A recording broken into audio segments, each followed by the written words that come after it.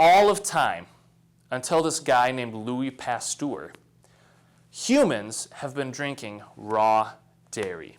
And maybe that's cow, and maybe that's camel, and maybe that's goat, and we're not going to get into the differences right now, but they've been drinking it, and it has been a good source of vitamins, minerals, and proteins and fats for a very long time.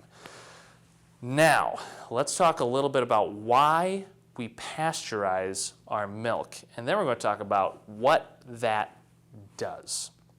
So why do we pasteurize our milk? Well, pretty simple. If you take a dirty farmer with a dirty, sick cow and you put a bunch of milk into a dirty pot, you're probably not going to want to drink that dairy. One, it's not going to be good for you because it's going to be full of pathogens. Two, it's going to go bad really, really fast and make you sick. Simple as that. So we pasteurize it.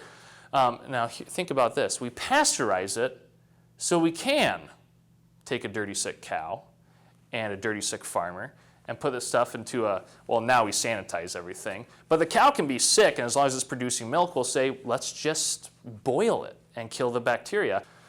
You can't get healthy milk from a sick cow, but we can get sick milk from a sick cow, and then we can pasteurize that milk and put it on the shelf and feed it to the American people. Pasteurizing milk also doubles the lifespan that the milk can sit on the shelf, which means more money in the pocket of the milk producers, okay? Now, when they pasteurize the milk, a lot of really bad things happen in terms of health, okay? One, what is in milk? There's bacteria in milk. Now, what bacteria live in milk? Well, it's the bacteria that like to digest milk. I'm going to say that one more time. The bacteria you naturally find in milk like to digest milk. Now we have to ask ourselves, if we want to make sure that we can digest our milk properly, what kind of bacteria do we want in our bodies? Well, we might want the bacteria that like to digest milk. Where do we find those? We find them in healthy, raw milk. One of the best places to get that bacteria is healthy, raw milk. Totally killed off by pasteurization. One other big thing, there are several, but I'm just going to hit on these two. One other big thing about what happens when we pasteurize milk. The calcium in milk is calcium phosphate. And we need to break that apart in our gut so we get free calcium and free phosphorus. Our guts can then absorb it and put it back together and put that into our bones. Okay? So what breaks apart calcium and phosphorus, or calcium and phosphate?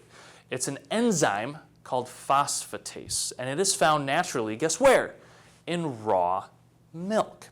Okay? But when you heat that up, that enzyme, which is a protein, dies.